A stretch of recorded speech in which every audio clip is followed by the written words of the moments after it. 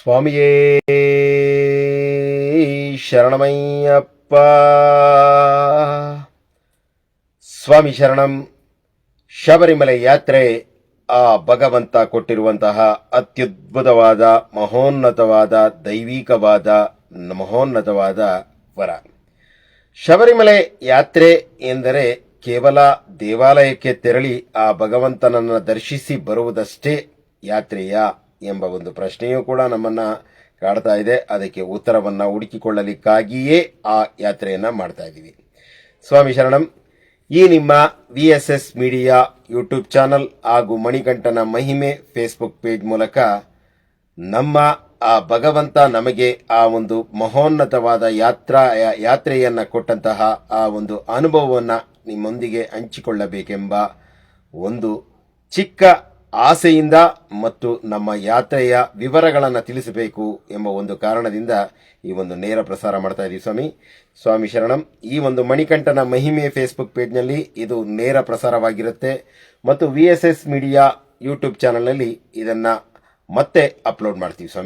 ಸ್ವಾಮಿ ಶರಣಂ. ಪರಮ ಪವಿತ್ರವಾದ ಶಬರಿಮಲೆ ಕ್ಷೇತ್ರಕ್ಕೆ 48 ದಿನಗಳ ಕಾಲ ವ್ರತವನ್ನ ಮಾಡಲಿಕ್ಕಾಗಿ ಆ ಭಗವಂತ ನಮಗೆ ದಿನಾಂಕವನ್ನ ಕೊಟ್ಟಂತದ್ದ ದಿನಾಂಕ ನವೆಂಬರ್ 15. ನವೆಂಬರ್ 15ರ ಶನಿವಾರ ಮಾಲಾಧಾರಣೆಯನ್ನ ಮಾಡಿ ಜನವರಿ 4 ಅಂದರೆ 4/1/2026 ಮಧ್ಯಾಹ್ನ 2:30 ಸರಿಯಾಗಿ ರಾಮನಗರದ ಅಭಯ ಆಂಜನೇಯ ಸ್ವಾಮಿ ದೇವಾಲಯದಲ್ಲಿ ನಾವು ಮತ್ತು ನಮ್ಮ ತಂಡದ ಇನ್ನುಳಿದ 6 ಸ್ವಾಮಿಗಳು ಇರುಮುಡಿಯನ್ನ ಕಟ್ಟಿಕೊಂಡು ಆ ಪರಮ ಪವಿತ್ರವಾದ ಶಬರಿಮಲೆ ಯಾತ್ರೆಗೆ ಆ ಭಗವಂತನ ಸನ್ನಿಧಾನಕ್ಕೆ ಇರುಮುಡಿಯನ್ನ ಕಟ್ಟಿಕೊಂಡು 4/1/2026 ಅಪರಾಹ್ನ 2:30ಕ್ಕೆ ಇರುಮುಡಿ ಪ್ರಾರಂಭವಾಯಿತು. ಸ್ವಾಮಿ ಸಂಜೆ 4 ಗಂಟೆಗೆ ಇರುಮುಡಿಯನ್ನ ಕಟ್ಟಿಕೊಂಡು ಆ ಭಗವಂತನ ಸನ್ನಿಧಾನಕ್ಕೆ ತೆರಳಲು ನಾವು ರಾಮನಗರದಿಂದ ಬೆಂಗಳೂರಿಗೆ ರೈಲಿನಲ್ಲಿ ಬಂದು ಆ ರೈಲಿನಲ್ಲಿ ಸರಿಸುಮಾರು 6:10 ಬೆಂಗಳೂರಿನ ಕ್ರಾಂತಿವೀರ ಸಂಗೊಳ್ಳಿ ರಾಯಣ್ಣ ರೈಲ್ವೆ ನಿಲ್ದಾಣದಲ್ಲಿ ಇಳಿದು ಆ ನಂತರ ಇನ್ನೂ ನಮ್ಮ ರೈಲಿನ ಸಮಯ ಇನ್ನೂ ಇದ್ದುದರಿಂದ ಆ ಬೆಂಗಳೂರಿನ ಹೃದಯ ಭಾಗದಲ್ಲಿರುವಂತಹ ಮೆಟ್ರೋ ನಿಲ್ದಾಣದ ಆ ಒಂದು ಏನು ಮೆಜೆಸ್ಟಿಕ್ ಮೆಟ್ರೋ ನಿಲ್ದಾಣ ಏನಿದೆ ಅದರ ಎದುರುಗಡೆ ಇರುವಂತಹ ಆ ರೈಲ್ವೆ ನಿಲ್ದಾಣಕ್ಕೆ ಪಕ್ಕದಲ್ಲಿರುವಂತಹ ಸ್ವಾಮಿ ಅಯ್ಯಪ್ಪನ ದೇವಾಲಯಕ್ಕೆ ತೆರಳಿ ಅಲ್ಲಿ ದೀಪಾರಾಧನೆಯ ಸಮಯದಲ್ಲಿ ಆ ಭಗವಂತನಿಗೆ ನಮಿಸಿ, ನಿನ್ನ ಸನ್ನಿಧಾನಿಗೆ ಬರ್ತಾ ಇದೀವಿ ಸ್ವಾಮಿ, ನಮ್ಮನ್ನ ಕರೆದುಕೋ ಎಂದು ಪ್ರಾರ್ಥನೆ ಸಲ್ಲಿಸಿ ಆ ಭಗವಂತನ ಸನ್ನಿಧಾನಕ್ಕೆ ತೆರಳಲು ಇನ್ನೂ ಸಮಯಾವಕಾಶ ಇದ್ದಿದ್ದರಿಂದ ಸರಿಸುಮಾರು ಅರ್ಧ ಗಂಟೆಗಳ ಕಾಲ 40 ನಿಮಿಷಗಳ ಕಾಲ ಬೆಂಗಳೂರಿನ ಹೃದಯ ಭಾಗದಲ್ಲಿನ ಆ ರೈಲ್ವೆ ನಿಲ್ದಾಣದ ಪಕ್ಕದಲ್ಲಿರುವಂತಹ ಮತ್ತು ಆ ಒಂದು ಮೆಜೆಸ್ಟಿಕ್ ಮೆಟ್ರೋ ರೈಲ್ವೆ ನಿಲ್ದಾಣದ ಎದುರುಗಡೆ ಇರುವಂತಹ ಸ್ವಾಮಿ ಅಯ್ಯಪ್ಪನ ದೇವಾಲಯದಲ್ಲಿ ಇದ್ದು ಆ ನಂತರ ಸರಿಸುಮಾರು 7:40 ಮತ್ತೆ ಕ್ರಾಂತಿವೀರ ಸಂಗೊಳ್ಳಿ ರಾಯಣ್ಣ ರೈಲ್ವೆ ನಿಲ್ದಾಣಕ್ಕೆ ಪ್ಲಾಟ್ಫಾರಂ ನಂಬರ್ 3ಕ್ಕೆ ಬಂದು ತಲುಪಿದವು. ಅಲ್ಲಿ 16526 ಬೆಂಗಳೂರಿನಿಂದ ಕನ್ಯಾಕುಮಾರಿಗೆ ತೆರಳುವಂತಹ 16526 ಕನ್ಯಾಕುಮಾರಿ ಎಕ್ಸ್ಪ್ರೆಸ್, ಮೊದಲಿಗೆ ಐಲ್ಯಾಂಡ್ ಎಕ್ಸ್ಪ್ರೆಸ್ ಅಂತ ಕರೀತಾ ಇದ್ರು. ಆ ರೈಲಿನಲ್ಲಿ ಎಲ್ಲರೂ ನಾವು ನಮ್ಮ ತಂಡ ಮತ್ತು ನಮ್ಮ ಬೆಂಗಳೂರಿನ ಹಿರಿಯ ಗುರುಸ್ವಾಮಿಗಳಾದಂತಹ ಶ್ರೀಯುತ ಕೃಷ್ಣಮೂರ್ತಿ ಗುರುಸ್ವಾಮಿಗಳು ಮತ್ತು ಅವರ ತಂಡ ಆ 6 ಸ್ವಾಮಿಗಳು ಮತ್ತು ಬೆಂಗಳೂರಿನ ಮತ್ತಿಬ್ಬರು ಸ್ವಾಮಿಗಳು, ಬಳ್ಳಾರಿಯ ಒಬ್ಬರು ಸ್ವಾಮಿಗಳು ಮತ್ತೆ ಕೋಣನಕುಂಟೆಯ ಮತ್ತೊಬ್ಬ ಸ್ವಾಮಿಗಳು ಎಲ್ಲರೂ ಸೇರಿಕೊಂಡು ನಾವು 17 ಸ್ವಾಮಿಗಳು ರೈಲಿನಲ್ಲಿ ರಾತ್ರಿ 8:10 ಬೆಂಗಳೂರಿನಿಂದ ಆ ಹೃದಯ ಭಾಗದಲ್ಲಿರುವಂತಹ ಕ್ರಾಂತಿವೀರ ಸಂಗೊಳ್ಳಿ ರಾಯಣ್ಣ ನಿಲ್ದಾಣದಿಂದ ನಮ್ಮ ಯಾತ್ರೆಯನ್ನು ಪ್ರಾರಂಭ ಮಾಡಿದೋ. ರೈಲಿನಲ್ಲಿ ಯಾತ್ರೆ ಮಾಡುವುದು ಅಂದರೆ ಬಹಳ ಒಂದು ನಮಗೆ ಒಂದು ವಿಶ್ರಾಂತಿಯು ಹೆಚ್ಚಾಗಿ ದೊರಕುತ್ತೆ ಅನ್ನೋ ಒಂದು ಅನುಭವವನ್ನು ನಾನು ಹಂಚ್ಕೊಳ್ತೀನಿ ಸ್ವಾಮಿ. ಏಕೆಂದರೆ ವೆಹಿಕಲಲ್ಲಿ ಹೋದರೆ ಹೆಚ್ಚಾಗಿ ದೇವಾಲಯಗಳನ್ನು ನೋಡ್ತೀವಿ, ಮತ್ತೆ ಇಲ್ಲಿ ದೇವಾಲಯಗಳನ್ನು ನೋಡಲಿಕ್ಕೆ ಅವಕಾಶ ಸಿಗೋದಿಲ್ಲ. ಆದರೆ ಆ ನೇರವಾಗಿ ಶಬರಿಮಲೆಗೆ ಮಾತ್ರ ನಾವು ಯಾತ್ರೆಯನ್ನು ಮಾಡ್ತೀವಿ.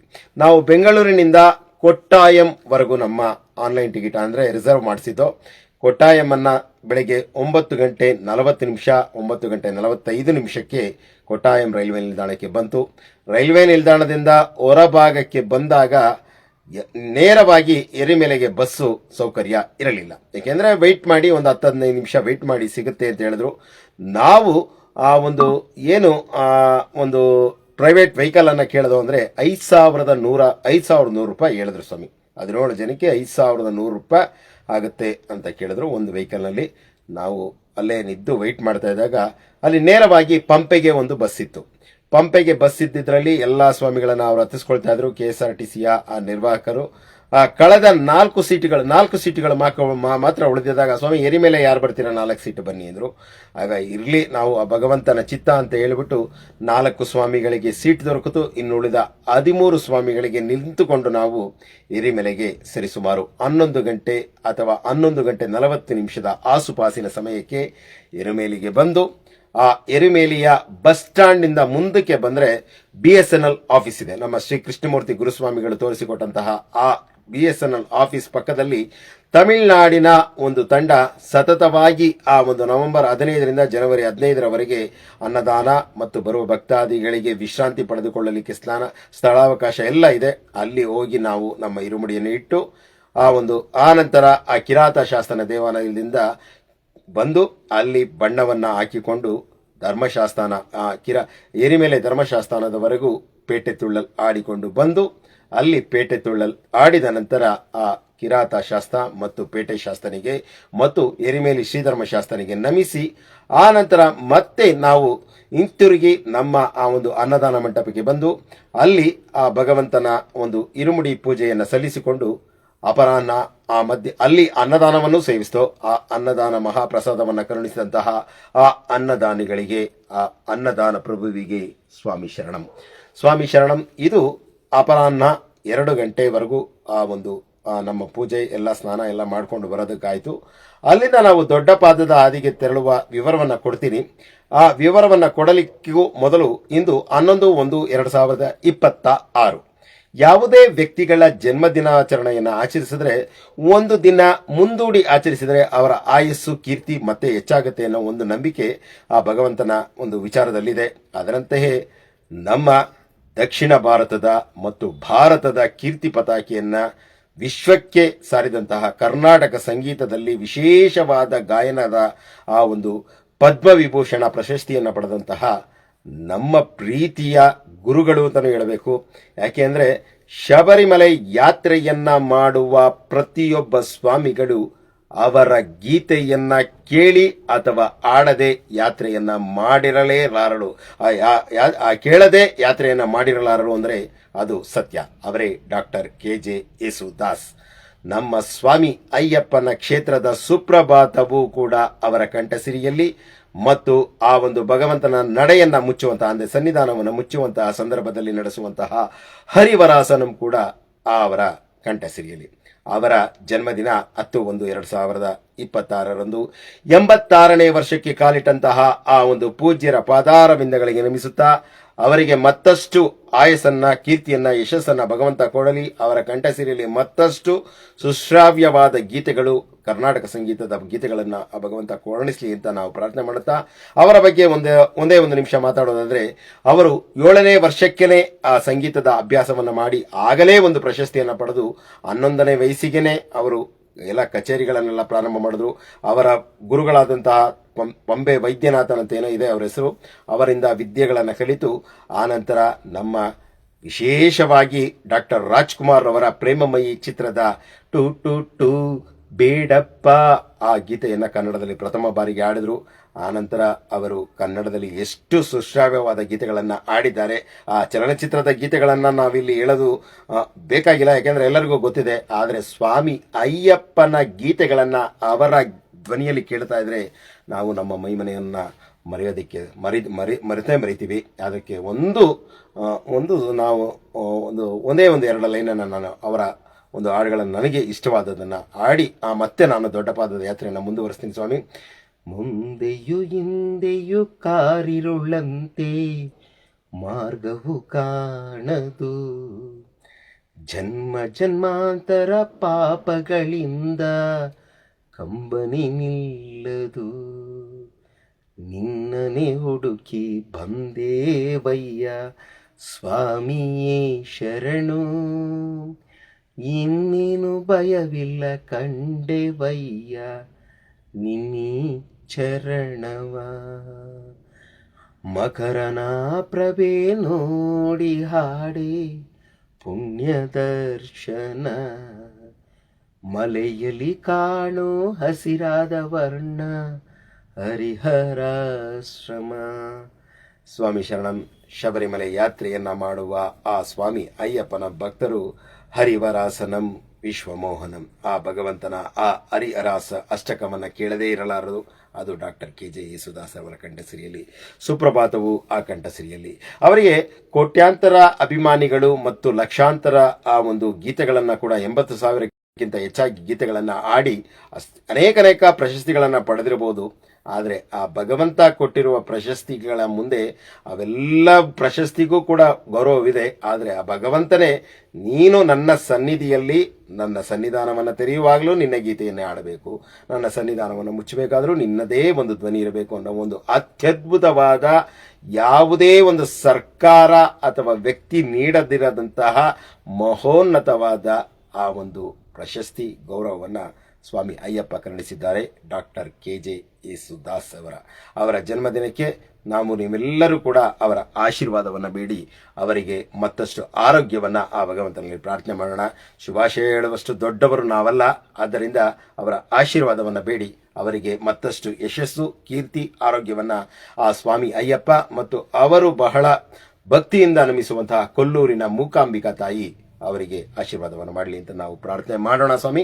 ಮತ್ತೆ ಈಗ ನಮ್ಮ ಯಾತ್ರೆಯ ಆ ಒಂದು ಮುಂದಿನ ವಿವರಗಳನ್ನು ತಿಳಿಸಬೇಕಾದ್ರೆ, ನಾವು 5/1/2026 ಸೋಮವಾರ ಮಧ್ಯಾಹ್ನ 2:20 ಎರುಮೆಲಿಯ ಆ ಒಂದು ದೊಡ್ಡ ಪಾದದ ಆದಿಯನ್ನ ಪ್ರಾರಂಭ ಮಾಡಿದ ಸ್ವಾಮಿ. ಪ್ರಾರಂಭ ಮಾಡಿದಾಗ ನಾವೆಲ್ಲ ತಂಡದವರು ಆ ಭಗವಂತನನ್ನ ನಮಿಸುತ್ತಾ, ಆ ಭಗವಂತನ ಪ್ರಾರ್ಥನೆಯನ್ನ ಸಲ್ಲಿಸುತ್ತಾ, ಶರಣು ಘೋಷವನ್ನ ಉಚ್ಚರಿಸುತ್ತಾ ದೊಡ್ಡ ಪಾದದ ಆ ಒಂದು ಆದಿಭಾಗವಾದ ಎರಿಮೆಲಿಯಿಂದ ಪ್ರಾರಂಭವನ್ನ ಮಾಡಿದೋ. ಸರಿಸುಮಾರು ಸಂಜೆ 5 ಗಂಟೆಗೆ ಕಾಳಗಟ್ಟಿಯವರೆಗೂ ಬಂದು, ಕಾಳಗಟ್ಟಿಯವರೆಗೆ ಬರಬೇಕಾದ್ರೆ ಕೆಲ ಸ್ವಾಮಿಗಳು ಹಿಂದೆ ಆದ್ರು, ಕೆಲ ಸ್ವಾಮಿಗಳು ಮುಂದೆ ಆದ್ರು, ಮಧ್ಯದಲ್ಲಿ ನಾವಿದ್ದೋ. ಹೀಗೆ ಎಲ್ಲ ಸ್ವಾಮಿಗಳು ಆ ಒಂದು ನೆಟ್ವರ್ಕ್ ಸಿಗಲಾರದ ಸಂದರ್ಭದಲ್ಲಿ ಆ ಸ್ವಾಮಿಗಳನ್ನ ನಾವು ಹುಡುಕುವ ಆ ಒಂದು ಆತಂಕವೂ ನಮ್ಮಲ್ಲಿ ಈ ಒಂದು ಶಬರಿಮಲೆ ಯಾತ್ರೆಯಲ್ಲಿ ಖಂಡಿತವಾಗಿ ಎಲ್ಲರಿಗೂ ಎದುರಾಗುತ್ತೆ ಅನ್ನೋದ್ರಲ್ಲಿ ಯಾವುದೇ ಅನುಮಾನ ಇಲ್ಲ. ಅದು ನಿಮ್ಮಲ್ಲೂ ಕಾಡಿರಬಹುದು ಅಥವಾ ಬಂದಿರಬಹುದು ಅಂತ ನಾನು ಹೇಳ್ತಾ, ನಮ್ಮ ಸ್ವಾಮಿಗಳನ್ನೆಲ್ಲ ಒಗ್ಗೂಡಿಸಿಕೊಂಡು ಸಂಜೆ 5:20 ಎರಿಮೆ ಆ ಒಂದು ಕಾಳಗಟ್ಟಿ ಶಿವ ಪಾರ್ವತಿಯರು ಆ ನಂದಿಯನ್ನ ಕಟ್ಟಿ ಆ ಅಯ್ಯಪ್ಪನು ನರ್ತಿಸಿದಂತಹ, ಮಹಿಷಿಯ ಮರ್ದನ ಮಾಡಿದ ನಂತರ ಅಯ್ಯಪ್ಪನ ನರ್ತನವನ್ನ ನೋಡಲಿಕ್ಕಾಗಿ ಕೈಲಾಸದಿಂದ ದರಗಿಳಿದಂತಹ ಶಿವ ಪಾರ್ವತಿಯರು ನಂದಿಯನ್ನ ಕಟ್ಟಿದಂತಹ ಸ್ಥಳದಲ್ಲಿ ಶಿವ ಪಾರ್ವತಿಯರ ದೇವಾಲಯವಿದೆ. ಅಲ್ಲಿ ನಾವೆಲ್ಲ ಒಗ್ಗೂಡಿ ಅಲ್ಲಿಂದ ಮುಂದಕ್ಕೆ ಹೋಗೋಣ ಅಂತ ನೋಡ್ದೋ. ಆದರೆ ಅಳದಾದಲ್ಲಿ 5 ಗಂಟೆಗೆನೆ 4 ಗಂಟೆಗೆನೆ ಕ್ಲೋಸ್ ಮಾಡಿದ್ರು ಅನ್ನೋ ವಿಚಾರ ಬಂದಾಗ ಎಲ್ಲ ಸ್ವಾಮಿಗಳು ಕಾಳಗಟ್ಟಿಯಲ್ಲೇ ತಂಗಿದ್ದು, ನಾವು ಆ ಕಾಳಗಟ್ಟಿಯಲ್ಲಿ ತಂಗಿದ್ದಾಗ ಸುಮ್ಮನೆ ಕಾಳ ಹರಟೆಗಳನ್ನು ಹೊಡಿತಾ ಕೂತಿರ್ಲಿಲ್ಲ ಸ್ವಾಮಿ. ನಾವು ಅಲ್ಲಿ ಆ ಒಂದು ಅನ್ನದಾನದ ಒಂದು ಕೇಂದ್ರ ಏನಿತ್ತು ಅದರ ಪಕ್ಕದಲ್ಲೇ ನಮಗೆ ವೆರಿಯನ್ನ ಕೊಟ್ಟರು, ಫ್ರೀಯಾಗಿ ಕೊಟ್ಟರು. ಆ ಸ್ವಾಮಿಗಳಿಗೆಲ್ಲರಿಗೂ ಧನ್ಯವಾದ. ಅಲ್ಲಿ ನಮ್ಮ ಇರುಮುಡಿಯನ್ನೆಲ್ಲ ಹಿಂಭಾಗದ ಗಂಟನ್ನ ಬಿಚ್ಚಿ ಆ ಅಕ್ಕಿಗಳೇನಿತ್ತು ಆ ಅಕ್ಕಿಯನ್ನೆಲ್ಲ ಸಂಪೂರ್ಣವಾಗಿ ತೆಗೆದು ಆ ಅನ್ನದಾನ ಮಂಟಪಕ್ಕೆ ಕೊಟ್ಟು, ಆ ಅನ್ನದಾನದ ಪ್ರಭುವಿನ ಹೆಸರಿನಲ್ಲಿ, ಆ ಅನ್ನದಾನದ ಹೆಸರಿನಲ್ಲಿ ಭಕ್ತಾದಿಗಳು ತುಂಬಿದಂತಹ ಅಕ್ಕಿಯನ್ನ ಆ ಅನ್ನದಾನ ಪ್ರಭುವಿಗೆ ಕೊಟ್ಟಿದ್ದೀವಿ. ಆ ಪ್ರಭುವಿನೇ ಬಂದು ಆ ಅನ್ನದ ಪ್ರಸಾದವನ್ನು ಸೇವಿಸಿರ್ತಾರೆ ಅಂತ ನಂಬಿಕೊಂಡು ನಾವು ಅದನ್ನು ಕೊಟ್ಟ ಸ್ವಾಮಿ. ಆ ನಂತರ ನಾವುಗಳು ನಮಗೆ ಅಲ್ಲಿ ಮತ್ತೊಂದು ಮಹಾಭಾಗ್ಯ ನಮ್ಮ ತಂಡಕ್ಕೆ, ವಿಶೇಷವಾಗಿ ಆ ಭಗವಂತ ನಮಗೆ ಮತ್ತು ನಮ್ಮ ಜೊತೆಯಲ್ಲಿ ಬಂದಿದ್ದ ಸ್ವಾಮಿಗಳಿಗೆ ಕೊಟ್ಟರು. ಆ ಕಾಳಗಟ್ಟಿಯ ಪಟಾಕಿ ಅರ್ಚನಾ ಕೇಂದ್ರದಲ್ಲಿ ನಾವು ಮಾತನಾಡಿ ಕೆಲವೊಂದು ವಿಚಾರವನ್ನು ಕನ್ನಡದಲ್ಲಿ ಮಂಡಲ ವ್ರತವನ್ನು ಮಾಡಿ ಪ್ಲಾಸ್ಟಿಕ್ ಅನ್ನ ಎಲ್ಲಂದ್ರಲ್ಲಿ ತರಬೇಡಿ, ಪ್ಲಾಸ್ಟಿಕ್ ಅನ್ನ ತರಬೇಡಿ ಅಂತ ಹೇಳ್ತಾ ಇದ್ದಾಗ ಆ ಪಟಾಕಿ ಅರ್ಚನೆಯಲ್ಲಿದ್ದಂತಹ ವಯೋವೃದ್ಧರೊಬ್ಬರು, ಸ್ವಾಮಿ ಒಂದು ಅಯ್ಯಪ್ಪನ ಗೀತೆಯನ್ನು, ಯಾವುದೋ ಒಂದು ಗೀತೆಯನ್ನು ಕನ್ನಡದಲ್ಲೇ ಆಡಿ ಎಂದು. ಆಗ ಭಗವಂತ ನಮಗೆ ಕೊಟ್ಟಿರುವ ಅವಕಾಶ ಅಂತ ಹೇಳಿ ಕಾಳಗಟ್ಟಿಯಲ್ಲಿ ಒಂದು ಶಿವನ ಹಾಡು, ಒಂದು ನಾರಾಯಣನ ಹಾಡು, ಒಂದು ಭಗವಂತನ ಹಾಡು, ಒಂದು ಭಗವಾನ್ ಶರಣಂ ಭಗವತಿ ಶರಣಂ ಆ ಅಯ್ಯಪ್ಪನ ಗೀತೆಯನ್ನ ಆಡಿ ಆ ಭಗವಂತನ ಕ್ಷೇತ್ರದಲ್ಲಿ ಸೋಮವಾರ ವಿಶೇಷವಾಗಿ ಆ ಶಿವಾಲಯದ ಮುಂದೆ ಶಿವಪಾರ್ವತಿಯ ಮುಂದೆ 3 ಗೀತೆಗಳನ್ನು ಆಡುವಂತಹ ಅವಕಾಶವನ್ನು ಕೊಟ್ಟಂತಹ ಆ ಸ್ವಾಮಿ ಅಯ್ಯಪ್ಪ ಮತ್ತು ಶಿವಪಾರ್ವತಿಯರು ಮತ್ತು ವಿಶೇಷವಾಗಿ ವಿಶೇಷವಾಗಿ ಆ ಪಟಾಕಿ ಅರ್ಚನೆ ಕೇಂದ್ರದಲ್ಲಿರುವಂತಹ ಆ ಸ್ವಾಮಿ ಅಯ್ಯಪ್ಪನ ಪ್ರತಿರೂಪವಾದಂತಹ ಗುರುಗಳ ರೂಪದಲ್ಲಿ, ತಾಯಿ ತಂದೆಯ ರೂಪದಲ್ಲಿದ್ದಂತಹ ವಯೋವೃದ್ಧರಿಗೆ ಸ್ವಾಮಿ ಶರಣಂ. ಆ ದಿನ ರಾತ್ರಿ ಅಲ್ಲೇ ತಂಗಿದ್ದು, ಆ ತಂಗಿದಾಗ ಒಂದು ತುಮಕೂರಿನ ತಂಡವೂ ಕೂಡ ಬಂದು ನಮ್ಮನ್ನ ಸ್ವಾಮಿಗಳೇ ಸ್ವಾಮಿ ಶರಣಂ ಅಂತ ಕೆಲವು ಒಂದು ವಿಚಾರಗಳನ್ನ ಅವರೊಂದು ವಿಚಾರ ವಿಮರ್ಶನೆ ಮಾಡಿಕೊಂಡು ಅದರ ವಿಡಿಯೋ ಕೂಡ VSS ಮೀಡಿಯಾ ಯೂಟ್ಯೂಬ್ ಚಾನಲ್ ಇದೆ.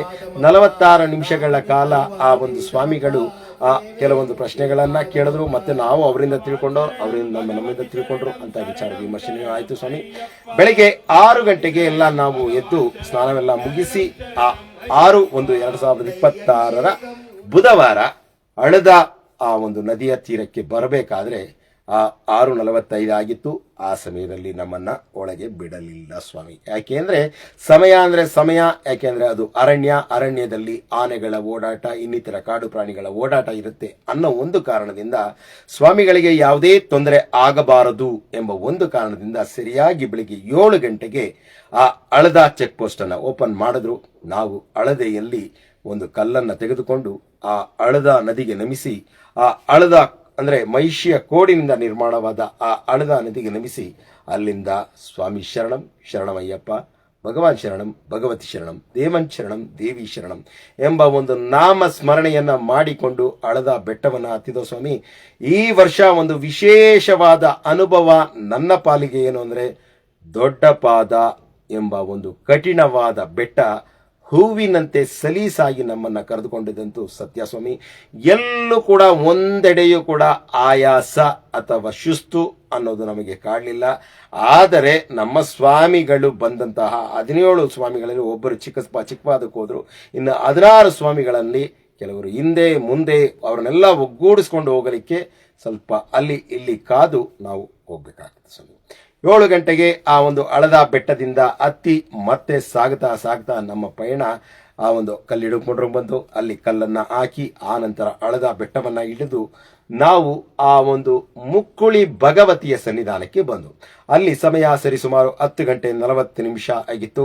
ಆ ಮುಕ್ಕುಳಿಯ ಭಗವತಿಯ ದೇವಾಲಯದಲ್ಲೂ ಕೂಡ ಕೆಲ ಸಮಯ ವಿಶ್ರಾಂತಿ ಪಡೆದುಕೊಂಡು ಆ ತಾಯಿಗೆ ನಮಿಸಿ ಅಲ್ಲಿ ಸ್ವಾಮಿಗಳೊಬ್ಬರು ಭಜನೆಯನ್ನ ಆಡ್ತಾ ಇದ್ರು. ಈ ಎಲ್ಲಾ ವಿಚಾರಗಳನ್ನ ದೊಡ್ಡ ಪಾದದ ಸಂಪೂರ್ಣವಾದ ವಿಡಿಯೋ ನಾವು ಮಾಡಿದ್ದೀವಿ ಸ್ವಾಮಿ. ಅದು ಕೂಡ VSS ಮೀಡಿಯಾ ಆನ್ಲೈನ್ ಚಾನಲ್ ಅಲ್ಲಿ ನಿನ್ನೆ ತಾನೇ ಪ್ರಸಾರ ಮಾಡಿದ್ದೀವಿ. 46 ನಿಮಿಷ 22 ಸೆಕೆಂಡ್ ಎರೆಮೇಲೆಯಿಂದ ಪಂಪವರೆಗೂ ಪೆರಿಯಾಣ ಭಟ್ಟಂಗುಡುಗು ಪಿನ್ ಟು ಪಿನ್ ಮಾಹಿತಿ ಇದೆ. ಅದನ್ನ ಎಲ್ಲರೂ ನೋಡಿ ಅಂತ ಮತ್ತೊಮ್ಮೆ ಮಾಹಿತಿ ತಿಳಿಸುತ್ತಾ ಮುಕ್ಕುಳಿ ಭಗವತಿಗೆ ನಮಿಸಿ ಅಲ್ಲಿಂದ ನಾವು ಮುಂದೆ ಸಾಗಿದೋ. ಅಲ್ಲಿ ಸಮಯ ಬೆಳಿಗ್ಗೆ 7 ಗಂಟೆಯಿಂದ ಮಧ್ಯಾಹ್ನ 3 ಗಂಟೆವರೆಗೆ ಮಾತ್ರ ಬಿಡ್ತಾರೆ ಅಂದ್ರು. ನಾವು ಸರಿಸುಮಾರು 12 ಗಂಟೆಗೆಲ್ಲ ನಾವು ಮುಕ್ಕುಳಿಯನ್ನು ದಾಟಿ ಆ ನಂತರ ನಮ್ಮ ಒಂದು ಪಾದಯಾತ್ರೆಯನ್ನು ಮಾಡ್ಕೊಂಡು ಹೋಗ್ತಾನೇ ಇದ್ದ ಸ್ವಾಮಿ ಶರಣಂ. ನಮ್ಮೆಲ್ಲ ಸ್ವಾಮಿಗಳು, ನಮ್ಮ ಜೊತೆಯಲ್ಲಿ ಬಂದಂತಹ ಸ್ವಾಮಿಗಳು, ಜೊತೆಯಲ್ಲಿ ಬಂದಂತಹ ಎಲ್ಲ ಸ್ವಾಮಿಗಳಿಗೆ ಸ್ವಾಮಿ ಶರಣಂ. ಮುಕ್ಕುಳಿಯನ್ನು ದಾಟಿ ಆ ಮುಕ್ಕುಳಿಯಿಂದ ನಡ್ಕೊಂಡು ಹೋಗ್ಬೇಕಾದ್ರೆ ವಳಿತೋಡು ಅಂತ ಬರುತ್ತೆ ಮತ್ತು ಪುದುಚೇರಿ ಮಲ ಬಂದ ನಂತರ ನಾವು ಅಲ್ಲಿಯೂ ಕೂಡ ಕೆಲ ಸಮಯ ವಿಶ್ರಾಂತಿ ಪಡ್ಕೊಂಡ್ರು. ಮುಂದೆ ಸಾಗ್ತಾ ಕರಿವಲತೋಡು ಬಂದಾಗ ಸರಿಸುಮಾರು 4 ಗಂಟೆ ಆಗಿತ್ತು. ಆ ಕರಿವಲತೋಡು ಬಂದಾಗ ಸರಿಸುಮಾರು 3 ಗಂಟೆ 3:40 ಆಗಿತ್ತು. ಆ ಸಮಯದಲ್ಲೂ ಕೂಡ ನಾವು ಎಲ್ಲಿ ನಮಗೆ ಮುಂದೆ ಚೆಕ್ ಪೋಸ್ಟ್ ಏನಾಗುತ್ತೋ, ನಮ್ಮನ್ನು ಬಿಡ್ತಾರೋ ಇಲ್ವೋ, ಇಲ್ಲೇ ನಿಲ್ಲಿಸ್ಕೊಳ್ತಾರೋ ಅನ್ನೋ ಒಂದು ಸಂಶಯ ಅಥವಾ ಪ್ರಶ್ನೆ ನಮ್ಮನ್ನ ಕಾಡ್ತಾ ಇದ್ರು ಕೂಡ ಆ ಭಗವಂತನ ನಾಮಸ್ಮರಣೆಯನ್ನು ಮಾಡುತ್ತಾ ಕರಿಮಲೆ ಭಗವತಿಗೆ ನಮಿಸಿ ಆ ಒಂದು ಕರಿಮಲೆ ಬೆಟ್ಟವನ್ನ ಹತ್ತಿ ಆ ಕರಿಮಲೆ ಉಚ್ಚಿಗೆ ಬಂದಾಗ ಅಲ್ಲಿದ್ದವರು ಕಾವಲು ದೈವ ಕರುಪಣ್ಣ ಸ್ವಾಮಿ. ಕರುಪಣ್ಣನಿಗೆ ನಮಿಸಿ ಆ ಕರುಪಣ್ಣನ ಆ ಪಾದ ಕಮಲಗಳಿಗೆ ನಮಿಸಿ ಅನುಮತಿಯನ್ನ ಬೇಡಿ ಆ ನಂತರ ಕರಿಮಲೆ ಉಚ್ಚಿಯನ್ನ ದಾಟಿ ಇಳಿಯಲು ಬಂದಾಗ ಸರಿಸುಮಾರು 5:30 ಆಗಿತ್ತು. ಆಗಲೂ ಕೂಡ ಕರಿಮಲೆ ಎರಕಮ್ಮನ್ನ ಬಿಡ್ತಾರಾ ಎಂಬ ಒಂದು ಪ್ರಶ್ನೆ ನಮ್ಮನ್ನ ಕಾಡಿದುಂಟು. ಅಲ್ಲಿ ಬೆರಿಗಳ ಆ ಹೋಟೆಲ್ಗಳಲ್ಲಿ ಕೇಳಿದಾಗ ಕೆಲವರು 4 ಗಂಟೆ ಅಂದ್ರು, ಕೆಲವು 5 ಗಂಟೆ ಅಂದ್ರು, ಕೆಲವು 6 ಗಂಟೆ ಅಂದ್ರು. ಎಲ್ಲ ಅವನ ಚಿತ್ತ ಎಂದು ಭಾವಿಸಿ ನಾವು ಸಾಗುತ್ತಲೇ ಇದ್ದೋ. ಆದರೆ ಎಲ್ಲರಿಗೂ ಕೂಡ ಒಂದೇ ಒಂದು ದೃಢವಾದ ಮನಸ್ಸು, ಆ ಭಗವಂತನನ್ನ ಸನ್ನಿಧಾನಕ್ಕೆ ಹತ್ರ ಬರ್ತಾ ಇದೀವಿ ಸ್ವಾಮಿ ಅನ್ನೋ ಒಂದು ಭಕ್ತಿಯುತವಾದ ಆನಂದ ನಮ್ಮನ್ನ ಅಲ್ಲಿಗೆ ಬರಮಾಡ್ಕೊಳ್ತಾ ಇತ್ತು. ಸಂಜೆ 6 ಗಂಟೆ ಆಯ್ತು, 6:15 ಆಯ್ತು. ಆವಾಗ ಇಳಿಲಿಕ್ಕೆ ಪ್ರಾರಂಭ ಮಾಡಿದಾಗ ಆ ಸೂರ್ಯ ವಿಶ್ರಾಂತಿ ಪಡೆದುಕೊಳ್ಳುವಂತ ಅಂದ್ರೆ ಅಸ್ತಮವಾಗುವಂತ ಕಾಲ ಬಂತು. ಕತ್ತಲು ಸಮೀಪಿಸುತ್ತಿತ್ತು. ನಮ್ಮ ಕೈಯಲ್ಲಿ ಯಾವುದೇ ಟಾರ್ಚ್ ಇರಲಿಲ್ಲ. ಆದರೆ ಮೊಬೈಲಲ್ಲಿ ಟಾರ್ಚ್ ಇತ್ತು. ಕೆಲವು ಸ್ವಾಮಿಗಳು ಟಾರ್ಚ್ ತಗೊಂಡು ಹೋಗ್ತಾ ಇದ್ರು. ಎಲ್ಲರೂ ಬೆಳಕನ್ನು ಬಿಟ್ಕೊಂಡು ಇಳಿತಾ ಶರಣಘೋಷವನ್ನು ಕೂಗ್ತಾ ಬರ್ತಾ ಇದ್ದೋ. ಸಂಜೆ 6:40 ಆ ಒಂದು ಪೆರಿಯಾಣ ವಟ್ಟಂ ಸಮೀಪ ಬಂದೋ ಸ್ವಾಮಿ. ಆಗ ನಮಗೆ ಅಲ್ಲಿ ಆ ಕರ್ಪೂರದ ಆರತಿಯನ್ನು ಬೆಳಗಿ, ಆ ಭಗವಂತ, ನಿನ್ನ ದೊಡ್ಡ ಪಾದದ ಆದಿಯಲ್ಲಿ ನಮ್ಮನ್ನು ಕರೆಸಿಕೊಂಡಿದ್ದೀಯಾ, ನಿನಗೆ ಕೋಟಿ ಕೋಟಿ ಪ್ರಣಾಮಗಳು ಎಂದು ನಮಿಸಿ ಆ ಒಂದು ಕ್ಷೇತ್ರದ ದೊಡ್ಡ ಪಾದದ 2026 ಯಾತ್ರೆಯ ಅಂತಿಮ ಘಟ್ಟದಲ್ಲಿ ಆ ಭಗವಂತನಿಗೆ ಮತ್ತೊಮ್ಮೆ ಶರಣಘೋಷವನ್ನು ಕೂಗಿ ಪೆರಿಯಾಣ ವಟ್ಟಮಲ್ಲಿ ಬಂದೋ. ಕೆಲ ಸಮಯ ಅಲ್ಲಿ ಎಳ್ನೀರು ಮಾಡ್ತಾ ಇದ್ರು. ಅಲ್ಲಿ ವಿಶ್ರಾಂತಿ ಪಡೆದುಕೊಂಡು ನಾವಿನ್ನೇನು ಪಂಪೆಗೆ ಹೋಗ್ಬಿಡೋಣ, ನಮ್ಮ ಏನು ನಾವು ಪ್ಲಾನ್ಗಳು ಮಾಡ್ಕೊಳ್ತೀವಿ ಆ ಪ್ಲಾನ್ಗಳು ಯಾವುದು ನಡೆಯಲ್ಲ ಅನ್ನೋದಕ್ಕೆ ಮತ್ತೊಂದು ಸ್ಪಷ್ಟವಾದ ಉದಾಹರಣೆ. ನಾನು ಟಿಕೆಟ್ ಬುಕ್ ಮಾಡಿದ್ದು ನಾವು 4/1/2026 ಆ ದರ್ಶನದ ಬುಕ್ಕಿಂಗ್ ಮಾಡಿದ್ದು 7/1/2026 ಬೆಳಗ್ಗೆ. ನಾವು ಏನು ಅನ್ಕೊಂಡು 6 ರಾತ್ರಿನೇ ದರ್ಶನ ಆಗೋಗುತ್ತೆ ನಮಗೆ, ನಾವು ಹೇಗೂ ಬೇಗ ಹೋಗ್ತೀವಿ, 6 ರಾತ್ರಿ ಆಗೋಗುತ್ತೆ, ಇಲ್ಲ ಬೆಳಿಗ್ಗೆ 7ನೇ ತಾರೀಕು ಬೆಳಿಗ್ಗೆ ನಮಗೇನೆ ಆಗೋದಾಗ ನಾವು ಇಳಿದು ಬಂದುಬಿಟ್ಟು ನಾವು ಬೇರೆ ಬೇರೆ ದೇವಾಲಯಗಳನ್ನು ನೋಡಿಕೊಂಡು ಬರೋಣ ಅನ್ನೋದಕ್ಕೆ ಅಂಬಲಪುಳದಿಂದ ರಿಟರ್ನ್ ಟಿಕೆಟ್ ಮಾಡಿದ್ದು. ಯಾಕೆಂದರೆ ನಮ್ಮ ಸ್ವಾಮಿಗಳಿಗೆ ಆ ಮುಹಾಮದಲ್ಲಿರುವಂತಹ ಚಿರಪಂಚಿರ ಆ ಒಂದು ಮುಕ್ಕಾಲ್ವಟ್ಟ ಕ್ಷೇತ್ರ ಮತ್ತು ಆ ತಗಳಿ ಅಂಬಲಪುಳದಲ್ಲಿ ಬಳಿರುವಂತಹ ತಗಳಿ ದೇವಾಲಯವನ್ನು, ಸ್ವಾಮಿ ಅಯ್ಯಪ್ಪನ ದೇವಾಲಯವನ್ನು ನಾವು ಈಗಾಗಲೇ ಅದನ್ನು VSS ಮೀಡಿಯಾ ಆನ್ಲೈನ್ ಚಾನಲಲ್ಲಿ ವಿಸ್ತಾರವಾಗಿ ಅದನ್ನು ಪ್ರಸಾರ ಮಾಡಿದ್ದೀವಿ. ಯಾಕೆಂದರೆ ನಮಗೆ ಭಗವಂತ ಈಗಾಗಲೇ ಕರೆದುಕೊಂಡಿದ್ರು. ಆದರೆ ಬೇರೆ ಸ್ವಾಮಿಗಳಿಗೂ ತೋರಿಸೋಣ ಅನ್ನೋ ಒಂದು ಕಾರಣಕ್ಕೆ ಆನ್ಲೈನ್ ಟಿಕೆಟನ್ನು ಅಲ್ಲಿ ಆ ರಿಟರ್ನ್ ಟಿಕೆಟ್ನ ಅಲ್ಲಿಂದ ಮಾಡಿದ್ದು. ಆದರೆ ನಮ್ಮ ಆ ಒಂದು ಯಾತ್ರಾ ದಿನಾಂಕ ಹತ್ತಿರ ಬಂದಾಗಲೇ ನಮ್ಮ ಕೃಷ್ಣಮೂರ್ತಿ ಗುರುಸ್ವಾಮಿಗಳು ಮತ್ತು ಬೆಂಗಳೂರಿನ ಗೋವಿಂದು ಗುರುಸ್ವಾಮಿಗಳು, ಅವರ ತಂದೆ ರಂಗನಾಥ್ ಗುರುಸ್ವಾಮಿಗಳಾಗಿದ್ದವರು, ಅವರು ಎರಿಮೆಲೆಯಲ್ಲಿ 6/1/2026 11/1/2026 ಅಂದರೆ ಇಂದಿನವರೆಗೆ ಅನ್ನದಾನದ ಕಾರ್ಯಕ್ರಮ ಮಾಡ್ತಾ ಇದ್ರು. ಆ ಅನ್ನದಾನದ ಕಾರ್ಯಕ್ರಮದಲ್ಲಿ ಬಂದು ಪಾಲ್ಗೊಂಡು ಸೇವೆಯಲ್ಲಿ ನಿರತರಾಗಿ ಅಂತ ಅವ್ರು ಕೇಳ್ಕೊಂಡ್ರು. ಸ್ವಾಮಿ, ಖಂಡಿತ ಇದು ಮಹಾಭಾಗ್ಯ. ದೇವಾಲಯಗಳಿಗೆ ಯಾವಾಗ ಬೇಕಾದರೂ ನಾವು ಹೋದರೆ ಆ ದೇವಾಲಯಕ್ಕೆ ಭಗವಂತನನ್ನು ದರ್ಶಿಸಬಹುದು. ಆ ಅನ್ನದಾನವನ್ನ ಮಾಡಬೇಕಾದ್ರೆ ಯಾವ ರೂಪದಲ್ಲಿ ಬಂದು ಭಗವಂತ ಅನ್ನ ಸೇವಿಸ್ತಾರೋ ಅದರಲ್ಲಿ ಬಂದು ಪಾಲ್ಗೊಳ್ತೀವಿ ಅಂತ ನಾವು ಹೇಳಿ ಅವರಿಂದ ಆ ದಿನಾಂಕವನ್ನು ಒಂದು ದಿನ ಅಲ್ಲಿ ಸೇವೆ ಮಾಡೋಣ ಅಂತ ಅನ್ಕೊಂಡಿದ್ದು. ಆದರೆ ಆ ಭಗವಂತನ ನಿರ್ಣಯ ಏನಿತ್ತು ಅಂತ ಹೇಳಲಿಕ್ಕೆ ಮತ್ತೆ ನನ್ನ ಪೆರಿಯಾಣ ವಟ್ಟಂ ನಮ್ಮ ಯಾತ್ರೆಯ ಆ ಒಂದು ಸಮೀಪ ಬರ್ತೀನಿ. ಪೆರಿಯಾಣ ವಟ್ಟಂ ಬಂದಾಗ ಸಂಜೆ 7 ಗಂಟೆ ಆಗಿತ್ತು. 7 ಗಂಟೆ ನಾವು ಅನ್ನದಾನ ಎಲ್ಲ ಮಾಡಿಕೊಂಡು ಸ್ನಾನ ಮಾಡಿಕೊಂಡು ರಾತ್ರಿ 12 ಗಂಟೆ ಅಥವಾ 12:30 ಸಮಯದಲ್ಲಿ 1 ಗಂಟೆ ಸಮಯಕ್ಕೆ ನಾವು ಪಂಪೆಯಿಂದ ಹತ್ತಲಿಕ್ಕೆ ಪ್ರಾರಂಭ ಮಾಡೋಣ ಎಂಬ ಒಂದು ಪ್ಲಾನನ್ನು, ಅಂದರೆ ನಮ್ಮ ಯೋಜನೆಯನ್ನು ನಾವು ಹಾಕೊಂಡು. ಆದರೆ ಪೆರಿಯಾಣ ವಟ್ಟಂಗೆ ಹೋದಾಗೆ ಗೊತ್ತಾಯಿತು, ಕಳೆದ 7 ದಿನಗಳಿಂದ ಅಲ್ಲಿ ಆನೆಗಳ ಹಾವಳಿ ಇದೆ. ಅಲ್ಲಿ ಒಂದು ಆನೆಯೊಂದು ಮರಿ ಹಾಕಿದೆ. ಅದರಿಂದ ಯಾರೊಬ್ಬರನ್ನು 7 ಗಂಟೆಯಿಂದ ಪೆರಿಯಾಣ ವಟ್ಟಂನಿಂದೇ ಬಿಡ್ತಾ ಇಲ್ಲ ಎಂಬ ಒಂದು ನಿರ್ಣಯ ಅಲ್ಲಿ ನಮಗೆ ಗೊತ್ತಾಯಿತು. ಎಲ್ಲವೂ ಭಗವಂತನ ನಿರ್ಣಯ ಎಂದು ಭಾವಿಸಿ ನಾವು ಆ ಪೆರಿಯಾಣ ವಟ್ಟಂನಲ್ಲಿ ಆ ಅನ್ನದಾನ ಕೇಂದ್ರಕ್ಕೆ ಹೋದಾಗ ಅಲ್ಲಿ ಸ್ವಾಮಿಗಳ ಅನ್ನದಾನವನ್ನು ಮಾಡುವಂತಹ ಸ್ವಾಮಿಗಳ ಸವಿನಯತೆ ಮತ್ತು ಅವರ ಆ ಒಂದು ಸರಳತೆಯನ್ನು ನಾವಿಲ್ಲಿ ಹೇಳಲೇಬೇಕು. ಸ್ವಾಮಿ, ಬನ್ನಿ ಸ್ವಾಮಿ, ಅನ್ನದಾನ ತಗೊಳ್ಳಿ ಸ್ವಾಮಿ, ಇಲ್ಲಿ ಬನ್ನಿ ಸ್ವಾಮಿ, ಅಲ್ಲಿ ಬನ್ನಿ ಸ್ವಾಮಿ ಅಂತ ಎಲ್ಲರೂ ಕರೀತಾರೆ. ಆದರೆ ಈ ಭಗವಂತ ಹೊಟ್ಟೆ ತುಂಬಿಸಿದ ಮೇಲೆ ಅದು ಸಾಕು ಅಂತ ಹೇಳೋದು ಮನುಷ್ಯ ಅದೊಂದೇ. ನಾವು ಒಂದು ಅನ್ನದಾನದ ಕೇಳ್ಕೊಂಡ್ರು, ಅಲ್ಲಿ ನಮಗೆ ದೋಸೆ, ಜಾಮೂನ್, ಪಲಾವ್, ಮೊಸರು ಬಜ್ಜಿ ಜೊತೆಗೆ ಆ ಗೋಬಿ ಮಂಚೂರಿ ಥರ ಒಂದು ವಡೆ ಪಕೋಡ ಅದನ್ನು ಹಾಕಿ ಕೊಟ್ಟರು ಸ್ವಾಮಿ. ಇಷ್ಟೆಲ್ಲ ಅನ್ನದಾನದ ಕಾರ್ಯಕ್ರಮವನ್ನು ಅಲ್ಲಿ ಪೆರಿಯಾಣ ವಟ್ಟಂನಲ್ಲಿ ಕಾಣಲಿಕ್ಕೆ ಸಾಧ್ಯ. ಆ ರಾತ್ರಿ ಆ ಒಂದು ತಲೆಗೆ 100 ರೂಪಾಯಿಯಂತೆ ನಾವು ಆ ಒಂದು ವೆರಿಯನ್ನು ಪಾವತಿಸಿ ಅಲ್ಲೇ ವಿಶ್ರಾಂತಿಯನ್ನು ಪಡೆದುಕೊಂಡು ಮಾರನೇ ದಿನ ಬೆಳಿಗ್ಗೆ 6 ಗಂಟೆಯ ಒಳಗೆಲ್ಲ ನಾವು ಸ್ನಾನವನ್ನೆಲ್ಲ ಮುಗಿಸಿ ಮತ್ತೆ ಆ ಒಳಗೆ ಹೋದರೆ 7 ಗಂಟೆ ಮೇಲೆ ಬಿಡ್ತೀನಿ ಅಂತಂದರು. 6ರಿಂದ ಬಿಡ್ತೀನಿ ಅಂದರು. ನಾವು ಸ್ವಲ್ಪ ವಿಶ್ರಾಂತಿ ಪಡ್ಕೊಂಡು ಎಲ್ಲರೂ ಬೇಗ ಹೋಗಿರ್ತಾರೆ, ಒಂದು ಕ್ರೌಡ್ ಆಗುತ್ತೆ ಅನ್ನೋ ಒಂದು ಕಾರಣಕ್ಕಾಗಿ ನಾವೇ ವಿಳಂಬ ಮಾಡಿ ಮತ್ತೆ ಅಲ್ಲಿ ಇರುಮುಡಿಯನ್ನು ಪೂಜೆಯನ್ನೆಲ್ಲ ಮಾಡಿ ಅಲ್ಲೇ ಅನ್ನದಾನ ಮಂಟಪದಲ್ಲಿ ಹೋಗಿ ಮತ್ತೊಂದು ತಮಿಳುನಾಡು ತಂಡದಲ್ಲಿ ಹೋದ ಸ್ವಾಮಿ. ಆ ಅನ್ನದಾನ ಪ್ರಸಾದದ ಒಂದು ವಿವರವನ್ನು ನಾನು ತಿಳಿಸಲೇಬೇಕು. ಯಾಕೆಂದರೆ ಆ ಅನ್ನ ಸೇವಿಸಿದ್ದೀವಿ. ಆ ಅನ್ನದಾನ ನೀಡಿದಂತಹ ಮಹಾನುಭಾವನುಗಳಿಗೆ, ಅವರ ಕುಟುಂಬಗಳಿಗೆ ಭಗವಂತ ಶ್ರೇಯಸ್ಸನ್ನು ಕೊಡಲಿ, ಆಸ್ತಿ ಅಂತಸ್ತನ್ನು ಕೊಟ್ಟು, ಕೀರ್ತಿಯನ್ನು ಕೊಟ್ಟು ಆ ಆಸ್ತಿ ಅಂತಸ್ತನ್ನು ಸರಿಯಾದ ರೀತಿಯಲ್ಲಿ ಬಳಗಿಸುವಂತಹ ಒಂದು ವಿಶೇಷವಾದ ಒಂದು ಅವಕಾಶವನ್ನು ಕೊಡಲಿ ಅಂತ ಬೇಡ್ಕೊಳ್ತಾ, ಅಲ್ಲಿ ಬೆಳಿಗ್ಗೆ ಹೋದಾಗ ಮೊದಲಿಗೆ ಕೇಸರಿಬಾತ್, ಉದ್ದಿನ ವಡೆ, ಇಡ್ಲಿ, ಉಪ್ಪಿಟ್ಟು, ಸಾಂಬಾರ್, ಇಡ್ಲಿಗೆ ಟೊಮೊಟೊ ಚಟ್ನಿ, ಮತ್ತು ಉಪ್ಪಿಟ್ಟು, ಅದು ಆಗಲೇ ಹೇಳಿದೆ ನಾನು, ಸಾಂಬಾರ್, ಆ ನಂತರ ಪೂರಿಗೆ ಆಲೂ ಕುರ್ಮ, ಇಷ್ಟನ್ನೂ ಕೊಟ್ಟು ಆ ಅನ್ನದಾನದ ಟಿಫನ್ ಅಂತ ಅವರೇನು ಬೆಳಿಗ್ಗೆ ಕೊಡ್ತಾರೆ ಸ್ವಾಮಿಗಳಿಗೆ, ಅದು ಒಂದು ಕಡೆ ನಮ್ಮ ಸ್ವಾಮಿಗಳಿಗೆ ಲಘು ಆಹಾರವನ್ನು ಕೊಡಿ ಅಂತಾರೆ. ಆದರೆ ಆ ಸ್ವಾಮಿಗಳು ಸ್ವಾಮಿ ಅಯ್ಯಪ್ಪನ ಭಕ್ತರಿಗೆ ಹೊಟ್ಟೆ ತುಂಬ ತಿನ್ನಿಸ್ಬೇಕು ಅನ್ನೋ ಅವರ ಭಾವನೆ. ಈ ರೀತಿ ಆ ಪ್ರಸಾದವನ್ನು ತೆಗೆದುಕೊಂಡು ನಾವು ಅಲ್ಲಿಂದ ಅವರಿಗೆ ಧನ್ಯವಾದವನ್ನು ಹೇಳಿ ಅಲ್ಲಿ ವಿಶೇಷವಾದ ಫಿಲ್ಟರ್ ಕಾಫಿಯನ್ನು ಕೊಟ್ಟರು. ಅದನ್ನು ಕುಡ್ಕೊಂಡು ನಾವು ಇದನ್ನೆಲ್ಲ ಏನು ಯಾಕೆ ಹೇಳ್ತಾ ಇದ್ದೀನಿ ಅಂದರೆ, ಈ ರೀತಿ ಎಲ್ಲ ಅನ್ನದಾನ ಅಲ್ಲಿ ನಡೆಯುತ್ತೆ ಅನ್ನೋ ಒಂದು ಕಾರಣ ಕೊಡ್ತಾ ಹೇಳ್ತಾ ಇದ್ದೀನಿ ಹೊರತು ಇಲ್ಲಿ ಏನೋ ನಾವು ದೊಡ್ಡದಾಗಿ ಅವರು ಮಾಡಿಬಿಡ್ತಾ ಇದ್ದಾರೆ, ನಾವು ಹೇಳ್ಬಿಡ್ತಾ ಇದ್ದೀವಿ ಅನ್ನೋ ಒಂದು ಅವರ ಪ್ರಚಾರಕ್ಕಾಗಲಿ ಏನಕ್ಕಾಗಲಲ್ಲ. ಈ ರೀತಿ ಮಹಾವೈಭವದಿಂದ ಆ ಪೆರಿಯಾಣ ಮಠದಲ್ಲಿ ಅನ್ನದಾನ ನಡೆಯುತ್ತೆ ಅನ್ನೋ ಒಂದು ವಿಚಾರವನ್ನು ತಿಳಿಸಲಿಕ್ಕಾಗಿ ಆ ವಿಚಾರವನ್ನು ತಿಳಿಸ್ತಾ ಇದ್ದೀನಿ ಸ್ವಾಮಿ. ಸರಿಯಾಗಿ ನಾವು ಅಲ್ಲಿಂದ ಒಂದು 3/4 ಕಿಲೋಮೀಟರ್ ಆಗುತ್ತೆ ಪಂಪೆಗೆ ಬರೋಕ್ಕೆ.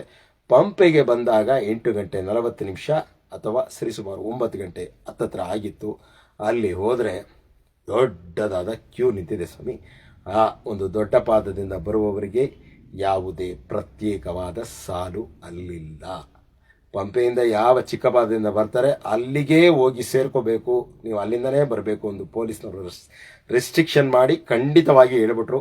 ಆದರೂ ನಾವು ಸ್ವಾಮಿಗಳು, ನಮ್ಮ ಕೆಲವೊಂದು ಸ್ವಾಮಿಗಳು ದೊಡ್ಡ ದೊಡ್ಡ ಬ್ಯಾಗ್ಗಳಿತ್ತು, ಅವರೆಲ್ಲ ಕ್ಲಾಕ್ ರೂಮ್ಗೆ ಹಾಕಿ ಬಂದ ನಂತರ ನಾವೆಲ್ಲ ಒಗ್ಗೂಡಿ ಅಲ್ಲಿ ಹೋದಾಗ ಸರಿಸುಮಾರು 9:30, 9:40 ನಾವು ಪ್ರಾರಂಭದ ಹಂತಕ್ಕೆ ಬಂದಾಗ ಅಲ್ಲಿಂದ ನಾವು ಆ ಒಂದು ಆನ್ಲೈನ್ ವೆರಿಫಿಕೇಷನ್ ಸೆಂಟರ್ಗೆ ಬರಬೇಕಾದ್ರೆ 11:30 ಆಗಿತ್ತು ಸ್ವಾಮಿ. ಇಲ್ಲಿ ಮತ್ತೊಂದು ವಿಚಾರ, ನಮ್ಮ ಸ್ವಾಮಿಗಳ ಒಬ್ಬರ ಮಣಿಕಂಠ ಆ ಒಂದು ಕ್ಯೂನಲ್ಲಿ ಎಲ್ಲೇ ಹೋದ್ರು ಅಂತ ನಮಗೆ ಗೊತ್ತಾಗಲಿಲ್ಲ. ಆಗ ಎಲ್ಲ ಅಯ್ಯಪ್ಪ ಕಾಪಾಡ್ತಾರೆ ಅಂದರೂ ಕೂಡ ಅವರ ತಂದೆಗೆ ಆತಂಕ, ದುಗುಡ ಎಲ್ಲವೂ ಮನೆ ಮಾಡಿತ್ತು. ಆದರೆ ನಮಗೆ ಜೊತೆಯಲ್ಲಿ ಬಂದಂತಹ ಕನ್ನಿ ಸ್ವಾಮಿಗಳ ಜೊತೆಯಲ್ಲೇ ಆ ಸ್ವಾಮಿ ಮಣಿಕಂಠ ಇದ್ದರು. ಅವರನ್ನು ಕರ್ಕೊಂಡು ನಮ್ಮ ತಂದೆ ಹೋಗ್ಬಿಟ್ಟಿದ್ದಾರೆ ಸ್ವಾಮಿ ಅಂತ ನೇರವಾಗಿ ಕೇಳ್ಕೊಂಡು ಅವರು ಬಂದರು. ನಾವು ಬಂದಾಗ, ಅವರು ಬಂದಾಗ 12 ಗಂಟೆ ಆಗಿತ್ತು ಸ್ವಾಮಿ. ನಾವು ಆನ್ಲೈನ್ ಎಲ್ಲ ವೆರಿಫಿಕೇಷನ್ ಮಾಡಿಕೊಂಡು ಇದು 6/1/2026 ಆ ಒಂದು 7/1/2026 ಬೆಳಿಗ್ಗೆ ಇದು ವಿಚಾರ ನಡೆದಿದ್ದು ಸ್ವಾಮಿ.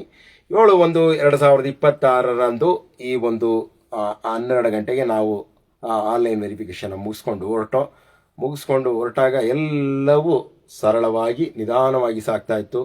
ನೀಲಿ ಮಲೆಯನ್ನು ಹತ್ತಿದೋ, ಅಪ್ಪಾಚಿ ಮೇಡನ್ನು ಹತ್ತಿದೋ, ಶಬರಿ ಪೀಠಕ್ಕೂ ಬಂದೋ, ಅಲ್ಲಿ ಶಬರಿ ಪೀಠಕ್ಕೆ ಕಾಯನ್ನು ಒಡೆದು ಕೆಲ ಸಮಯ ವಿಶ್ರಾಂತಿ ಪಡೆದುಕೊಂಡು ಎಲ್ಲ ಸ್ವಾಮಿಗಳನ್ನು ಮತ್ತೆ ಒಗ್ಗೂಡಿಸ್ಕೊಳ್ಳಿಕ್ಕಾಗಿ, ಇದು ಒಂದು ಹೆಚ್ಚಾಗಿ ಸ್ವಾಮಿಗಳು ಹೋದಾಗ ಅವರನ್ನು ಕಾಯಬೇಕು ಇವರನ್ನು ಕಾಯಬೇಕು ಅನ್ನೋ ಒಂದು ಇದಿರುತ್ತೆ. ಆದರೆ ಅಲ್ಲಿ ಸಂಯಮ, ಸರಳತೆ ಮತ್ತು ನಿಧಾನತೆ ನಮ್ಮಲ್ಲಿ ಇರಬೇಕು. ಅವರನ್ನೆಲ್ಲ ಒಗ್ಗೂಡಿಸ್ಕೊಂಡು ಕರ್ಕೊಂಡು ಹೋಗಬೇಕಾದ ಜವಾಬ್ದಾರಿ ಎಲ್ಲರಲ್ಲಿ ಇರುತ್ತೆ. ನಾವೆಲ್ಲ ಒಂದೇ ಎಂದು ಕರ್ಕೊಂಡು ಶಬರಿ ಪೀಠಕ್ಕೆ ಬಂದಾಗ 12:45 ಸ್ವಾಮಿ. ಅಪರಾಹ್ನ 12:45.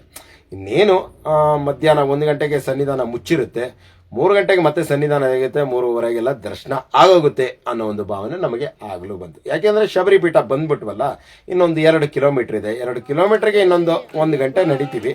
ಅಲ್ಲೊಂದು ಗಂಟೆ ನಡಪಂದಲಲ್ಲಿ ವೆಯ್ಟ್ ಮಾಡ್ಬೋದು, ಆಗೋಗುತ್ತೆ ಅಂತ ಅನ್ಕೊಂಡು ಎಲ್ಲವೂ ಅನ್ಕೊಂಡಂಗೆ. ಆದರೆ ನಾವ್ಯಾರು ಸ್ವಾಮಿ, ನಾವೇ ಭಗವಂತ ಆಗ್ಬಿಡ್ತೀವಿ.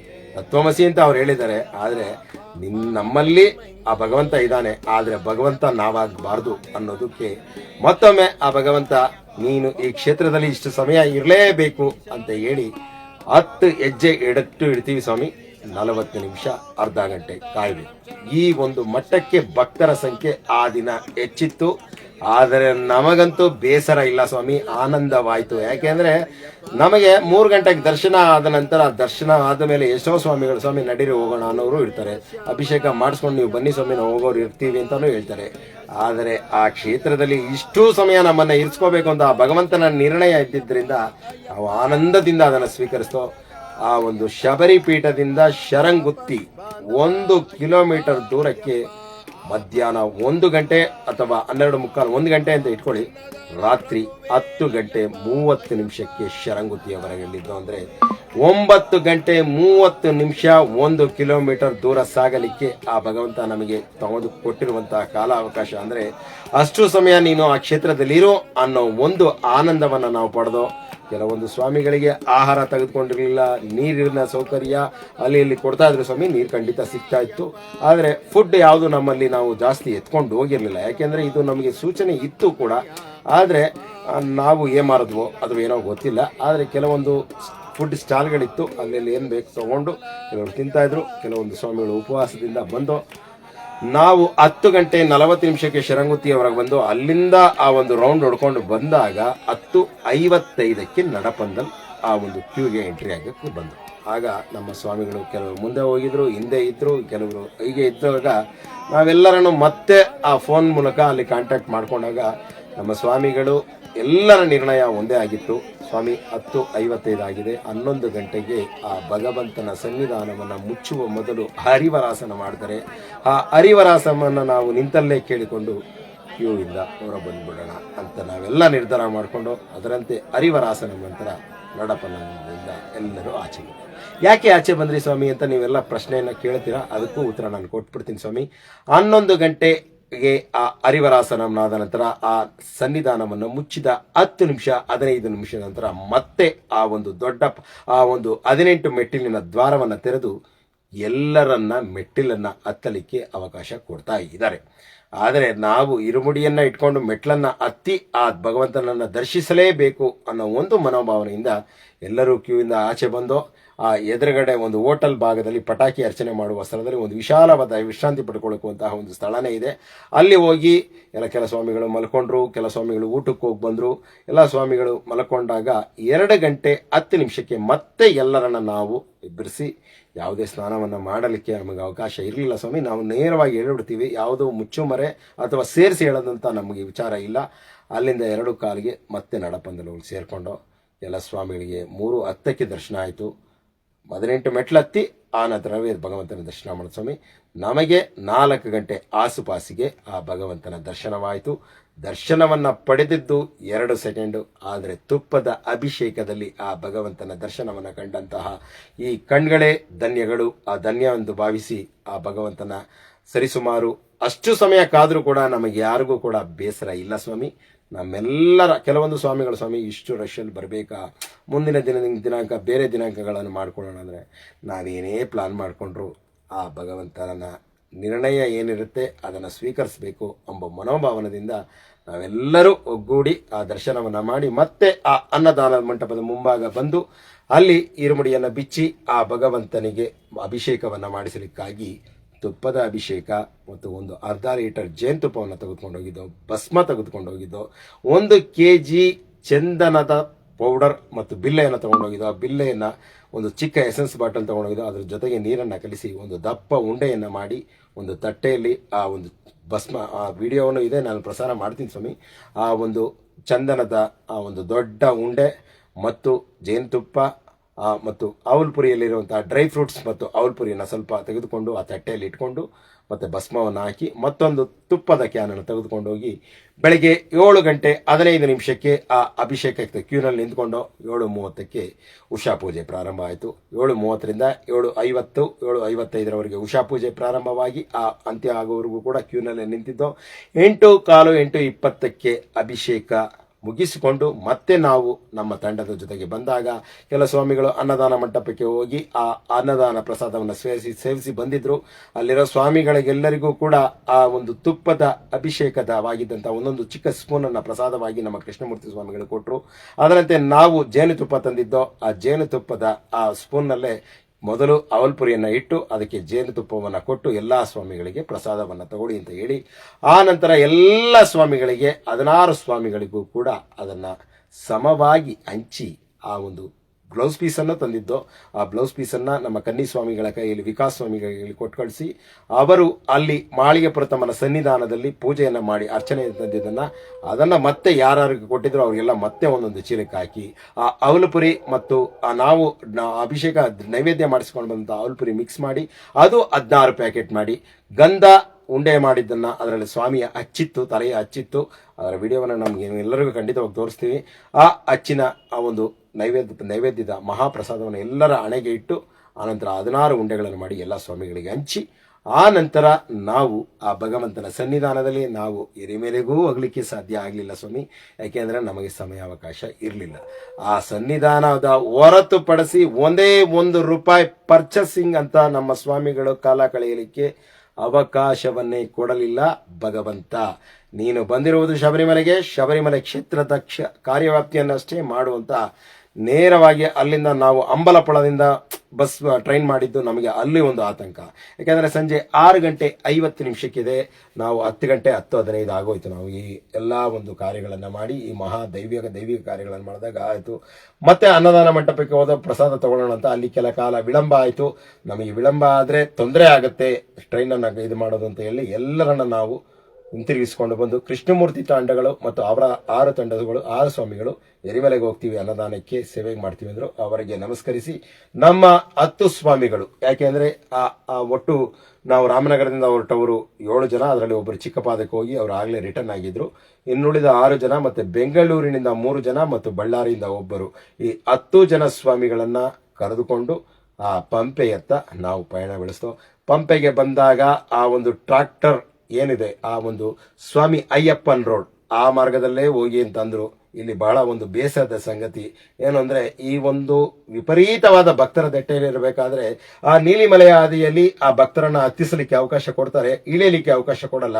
ಆದ್ರೆ ಇಲ್ಲಿ ಇಳಿಯಲಿಕ್ಕೆ ಬಂದಾಗ ಬಹಳ ಒಂದು ತೊಂದರೆಯನ್ನ ಭಕ್ತರು ಎದುರಿಸ್ತಾ ಇದ್ದಾರೆ. ಅದನ್ನ ದಯವಿಟ್ಟು ಎಲ್ಲರೂ ಅನುಭವಿಸಿರ್ತೀರಾ. ಒಂದು ಕಡೆ ಟ್ರಾಕ್ಟರ್ ಬರುತ್ತೆ, ಒಂದ್ ಕಡೆ ಡೋಲಿ ಬರುತ್ತೆ. ಡೋಲಿ ಅಂತ ಹಿಂದಿಂದನೇ ಡೋಲಿಗಳು ಬರ್ತಾ ಇರುತ್ತೆ. ಯಾಕೆಂದ್ರೆ ವಿಪರೀತ ರಶ್ ಇದ್ದಾಗ ದುಡ್ಡು ಕೊಟ್ಟು ಡೋಲಿಯಲ್ಲಿ ಬೇಗ ಹೋಗ್ಬಿಡೋಣ ಅನ್ನೋ ಒಂದು ಭಾವನೆಯಲ್ಲೂ ಕೂಡ ಎಲ್ಲ ಭಕ್ತರು ಹೋಗ್ತಾ ಇರ್ತಾರೆ. ಕೆಲವರು ಶಕ್ತಿಯುತವಾಗಿರೋರು ಕೂಡ ಹೋಗ್ತಾ ಇದ್ದಾರೆ. ಅದು ಅವರವರ ನಿರ್ಣಯ, ನಾನೇನು ಹೇಳಲಿಕ್ಕೆ ಅದರಲ್ಲಿ ಇಲ್ಲಿ ನಾನು ವಿಚಾರಕ್ಕೆ ಬರಲ್ಲ. ಆದರೆ ಟ್ರಾಕ್ಟರ್ಗಳು ಕೂಡ ಹಿಂದಿಂದನೇ ಬರುತ್ತೆ. ಆ ಒಂದು ದಾರಿಯಲ್ಲಿ ಬಹಳ ಒಂದು ಮೈಯೆಲ್ಲ ಕಣ್ಣಾಗಿಸ್ಕೊಂಡು ಇಳಿಯಬೇಕಾದಂಥ ಅವಕಾಶ ಇರುತ್ತೆ. ಅದನ್ನು ಇಳಿದು ನಾವು ಪಂಪೆಗೆ ಬಂದಾಗ 12:30 ಆಗಿತ್ತು. ಅಲ್ಲಿ ಯಾರನ್ನು ಕೇಳಿದ್ರು, ಸ್ವಾಮಿ ನೀವು ಚೆಂಗನೂರ್ಗೆ ಹೋಗ್ಬಿಡಿ, ಚೆಂಗನೂರಿಂದ ಆಲಪ್ಪುಳ ಬಸ್ ಸಿಗುತ್ತೆ, ಆಲಪ್ಪುಳದಿಂದ ಅಂಬಲಪುಳ ಹೋಗ್ಬೋದು ಅಂದರು. ನಾವು ಎಲ್ಲಿ ಹೋಗೋದು ಏನೋ ಅಂತ ನಮಗೆ ಆ ಭಗವಂತ ನಿರ್ಣಯ ಅಂತ ಅಂದಾಗ ಪಂಪಾ ನದಿ ತೀರಕ್ಕೆ ಬಂದು ಅಲ್ಲಿಂದ ನಾವು ಪಂಪೆಗೆ ಬಸ್ ಸ್ಟ್ಯಾಂಡ್ಗೆ ಬರೋಣ ಅಂತ ಬಂದಾಗ ಸ್ವಲ್ಪ ಒಂದು ದೂರ ನಡೀತಾ ಬಂದು ಅಲ್ಲಿ ಫ್ರೀ ಬಸ್ ಸರ್ವಿಸ್ ಸಿಕ್ತು ಪಂಪಾ ಬಸ್ ಸ್ಟ್ಯಾಂಡ್ಗೆ. ಆ ಫ್ರೀ ಬಸ್ಸನ್ನು ಹತ್ತಿ ನಾವು ಪಂಪಾ ಬಸ್ ಸ್ಟ್ಯಾಂಡ್ಗೆ ಬಂದಾಗ ಅಲ್ಲಿ KSRTC ಅಂದರೆ ಕೇರಳ ಆ ಒಂದು ಟ್ರಾನ್ಸ್ಪೋರ್ಟ್ ಸರ್ವಿಸ್ನ ಅಲ್ಲಿ ಅಧಿಕಾರಿಗಳನ್ನ ಕೇಳಿದಾಗ ನೀವು ಚೆಂಗನೂರ್ಗೆ ಹೋಗ್ಬಿಡಿ, ಚೆಂಗನೂರಿಂದ ಅಲ್ಲಿ ಆಲಪ್ಪುಳ ಬಸ್ ಸಿಗುತ್ತೆ, ಆಲಪಿ ಬಸ್ ಸಿಗುತ್ತೆ, ಅಲ್ಲಿಂದ ನೀವು ಹೋಗ್ಬೋದು ಅಂದರು. ಹೇಗೆ ಅವ್ರ ಮಾರ್ಗ ತೋರಿಸ್ತಾರೋ ಅಂತ ಅಂದ್ಬಿಟ್ಟು ನಾವು ಸರಿಸುಮಾರು 1 ಗಂಟೆಗೆ ಅಲ್ಲಿಂದ ಬಸ್ ಹತ್ತದೋ 4:15 ಚೆಂಗನೂರಿಗೆ ಬಂತು. ಅಲ್ಲಿಂದ 180 ರೂಪಾಯಿ ಪ್ರತಿಯೊಬ್ಬರಿಗೆ. ಅಲ್ಲಿ ಬಂದು ವಿಚಾರಿಸಿದ್ರು ಕೂಡ ಬಸ್ ಸೌಕರ್ಯ ನಮಗೆ ನೇರವಾದ ಸೌಕರ್ಯ ಸಿಗಲಿಲ್ಲ. ಆಗ ಮತ್ತೆ ನಮಗೆ ಆತಂಕ, ಎಲ್ಲಿ ಟ್ರೈನ್ನ ಕಳ್ಕೊಬಿಡ್ತೀವೋ, ಮಿಸ್ ಮಾಡ್ಕೊಳ್ತೀವೋ ಅಂದರು. ಆದರೆ ಭಗವಂತನ ಮೇಲೆ ನಂಬಿಕೆ ಇಟ್ಕೊಂಡು ಒಂದು ಪ್ರೈವೇಟ್ ವೆಹಿಕಲ್ಗಳನ್ನು ಮಾಡ್ಕೊಂಡಂತ ಹೋದಾಗ ಅಲ್ಲಿ ಕೂಡ 2 ಕಾರ್ ಮಾಡ್ಕೋಬೇಕು, ನೀವು 10 ಜನ ಇದ್ದೀರಾ, ಒಂದು ಕಾರ್ಗೆ 2,500 ರೂಪಾಯಿ ಬಾಡಿಗೆ ಅಂತ ಕೇಳಿದ್ರು ರೈಲ್ವೆ ಸ್ಟೇಷನ್ ಸಮೀಪ. ಆಗ ನಾವು ಮತ್ತೊಂದು ಆಪೆ ಆಟೋ ಅದನ್ನು ವಿಚಾರಿಸಿದಾಗ ಒಂದು ಆಟೋಗೆ 1,200 ರೂಪಾಯಿ, ಅದರಂತೆ 2 ಆಟೋ ಮಾಡಿಕೊಂಡು 2,400 ರೂಪಾಯಿ ಪ್ರತಿ ತಲಾ ಒಬ್ಬರಿಗೆ 240 ರೂಪಾಯಿ ಮಾಡಿಕೊಂಡು ಅಂಬಲಪುಳ ರೈಲ್ವೆ ಸ್ಟೇಷನ್ಗೆ ಬಂದಾಗ 6:15 6:55 ಟ್ರೈನ್ ಇತ್ತು. ಅಷ್ಟರೊಳಗೆ ಭಗವಂತ ಕರ್ಕೊಂಡ್ಬಂದು ನಮ್ಮನ್ನು ಸ್ಟೇಷನ್ಗೆ ಸೇರಿಸಿದ್ರು. ಆಗ ಆ ನಂತರ 6:55 ಬರಬೇಕಾದ ಟ್ರೈನ್ 7:15 ಬಂತು. ನಾವು ಕೆಲ ಸ್ವಾಮಿಗಳು 5 ಸ್ವಾಮಿಗಳು ಇಲ್ಲೇ ಉಳ್ಕೊಂಡು ಇನ್ನು 5 ಸ್ವಾಮಿಗಳು ಊಟವನ್ನು ಮಾಡಿಕೊಂಡು ನಮಗಾಗಿ ಊಟವನ್ನು ತಂದು ಕೊಟ್ಟು ಆ ನಂತರ ಟ್ರೈನ್ನಲ್ಲಿ ಬಂದು ರಾಮನಗರಕ್ಕೆ 9/11/2026 ಶುಕ್ರವಾರ ಬೆಳಗ್ಗೆ 10 ಗಂಟೆಗೆ ಬಂದು ಸೇರಿ ಆ ನಂತರ ಮನೆಗೆ ತಲುಪಿ ಮಾಲೆಯನ್ನು ವಿಸರ್ಜನೆ ಮಾಡಿ ನಮ್ಮ ಯಾತ್ರಾ ಅನುಭವವನ್ನು ನಿಮ್ಮೊಂದಿಗೆ ಈ ದಿನ ಹಂಚ್ಕೊಳ್ತಾ ಇದ್ದೀನಿ ಸ್ವಾಮಿ. 2 ದಿನ ಆದ ನಂತರ ಅದಕ್ಕಾಗಿ ಕ್ಷಮೆಯನ್ನು ಕೇಳ್ತಾ ಇದ್ದೀನಿ. ತಾವುಗಳು ಕೂಡ ತಮ್ಮ ಯಾತ್ರಾ ಅನುಭವವನ್ನು ಹಂಚ್ಕೋಬೇಕು ಅಂದರೆ ನೇರವಾಗಿ ದೂರವಾಣಿ ಮೂಲಕ ಸಂಪರ್ಕಿಸಿ ಅಥವಾ ವಿಡಿಯೋ ಮಾಡಿ ಕಳಿಸಿ, ಖಂಡಿತವಾಗಿ ಅದನ್ನು ಪ್ರಸಾರ ಮಾಡಿ ನಾವು ತಿಳಿದುಕೊಳ್ತೀವಿ. ಇದು ಭಗವಂತ ನಮಗೆ ಕೊಟ್ಟಂತಹ ಯಾತ್ರಾ ಅನುಭವ. ಮತ್ತೊಂದು ಮಹೋನ್ನತವಾದ ಮತ್ತು ಸತ್ಯವಾದ ವಿಚಾರವನ್ನು ನಾನು ಈಗ ಕೊನೆಯಲ್ಲಿ ಹೇಳ್ತಾ ಇದ್ದೀನಿ. ಶಬರಿಮಲೆ ಅನ್ನುವ ಒಂದು ದೇವಾಲಯ ಅನ್ನೋ ಒಂದು ಕಾರಣದಿಂದ ಯಾತ್ರೆ ಮಾಡಬೇಡಿ ಸ್ವಾಮಿ. ಅದು ದೇವಾಲಯವಲ್ಲ, ಅದು ನಮ್ಮನ್ನು ತಿದ್ದಿ ತೀಡುವ ತಪೋವನ. ಅದಕ್ಕಾಗಿ ಆ ಭಗವಂತ ವ್ರತವನ್ನ ಮಾಡಿ ಬನ್ನಿ ಅಂತ ಹೇಳ್ತಾ ಇದ್ದಾರೆ ಹೊರತು ದೇವಾಲಯ ಎಲ್ಲ ಕಡೆ ಇದೆ, ದೇವರು ಎಲ್ಲ ಕಡೆ ಇದ್ದಾರೆ. ಗಾಳಿ ಎಲ್ಲಿದೆಯೋ ಅಲ್ಲೆಲ್ಲ ದೇವರಿದ್ದಾರೆ. ಗಾಳಿಯನ್ನು ತೋರಿಸಿ ಅಂದಂಗೆ ನಾವು ದೇವರನ್ನು ತೋರ್ಸಕ್ಕಾಗಲ್ಲ. ದೇವರನ್ನು ನೋಡಬೇಕು ಅನ್ನೋ ಒಂದು ಕಾರಣಕ್ಕಾಗಿ ಶಬರಿಮಲೆಗೆ ಹೋಗ್ತೀವಿ ಅನ್ನೋರು ಅದನ್ನ ಅವರವರ ಭಾವನೆ. ಆದರೆ ಶಬರಿಮಲೆಗೆ ಹೋದಾಗ ನೀನು ಏನು ಬದಲಾಗ್ತೀಯಾ, ಬದಲಾಗಿದ್ದನ್ನು ಆ ಭಗವಂತನಿಗೆ ನೀನು ಯಾವ ರೀತಿ ಒಪ್ಪಿಸ್ತೀಯಾ ಅನ್ನೋ ಒಂದು ಕಾರಣಕ್ಕೆ ಶಬರಿಮಲೆಗೆ ಹೋಗಬೇಕು ಅನ್ನೋದು ಸತ್ಯವಾದ ಮಾತು ಅಂತ ತಿಳಿಸುತ್ತಾ, ಇಷ್ಟು ಸಮಯ ನಮ್ಮ ಜೊತೆ ನೇರವಾಗಿ ಯಾರು ಕಾಮೆಂಟ್ ಮಾಡಿದ್ದೀರಾ ಅವರಿಗೆ ಮತ್ತು ನೇರವಾಗಿ ನೋಡ್ತಾ ಇದ್ದೀರಾ ಅವರೆಲ್ಲರಿಗೂ ಕೂಡ ನನ್ನ ಶಿರಸಾಷ್ಟಾಂಗ ಪ್ರಣಾಮಗಳು. ಮತ್ತೆ ಮತ್ತೆ ಮತ್ತೆ ಹೇಳ್ತಾ ಇದ್ದೀನಿ ಸ್ವಾಮಿ, ಶಬರಿಮಲೆ ಯಾತ್ರೆ ಎಂಬುದು ಯಾವುದೇ ಒಂದು ಇತರ ದೇವಾಲಯಗಳಿಗೆ ತೆರಳಿದಂತಲ್ಲ. 48 ದಿನಗಳ ಕಾಲ ವ್ರತವನ್ನ ಮಾಡಿ ಆ ನಂತರ ಇರುಮುಡಿಯನ್ನ ಕಟ್ಟಿಕೊಂಡು ಕಷ್ಟಗಳನ್ನ ಅನುಭವಿಸುತ್ತಾ ಸಾಗಿದಾಗಲೇ ನಿಮಗೆ ಸುಖದ ಆ ಒಂದು ಮೌಲ್ಯದ ಅರ್ಥ ಆಗುತ್ತೆ ಅನ್ನೋದಕ್ಕೋಸ್ಕರನೇ ಆ ಒಂದು ಕಷ್ಟದ ಅನುಭವ ಕೊಡ್ತಾನೆ. ಆದರೆ ಕಷ್ಟವನ್ನ ಕಷ್ಟ ಅನ್ಬೇಡಿ, ಇಷ್ಟವಾಗಿ ತಗೊಳ್ಳಿ, ಆಗ ನಿಮಗೆ ಆನಂದ ದೊರಕುತ್ತೆ ಅಂತ ಹೇಳ್ತಾ, ನನಗಿಂತ ಕಿರಿಯವನು ಯಾರೆಲ್ಲ ಟಿ ಎಸ್ ಕಣ್ಣನ್, ರಾಮನಗರ. ಸ್ವಾಮಿಯೇ ಶರಣಮಯ್ಯಪ್ಪ, ಸ್ವಾಮಿ ಶರಣಂ, ಸ್ವಾಮಿಯೇ ಶರಣಮಯ್ಯಪ್ಪ.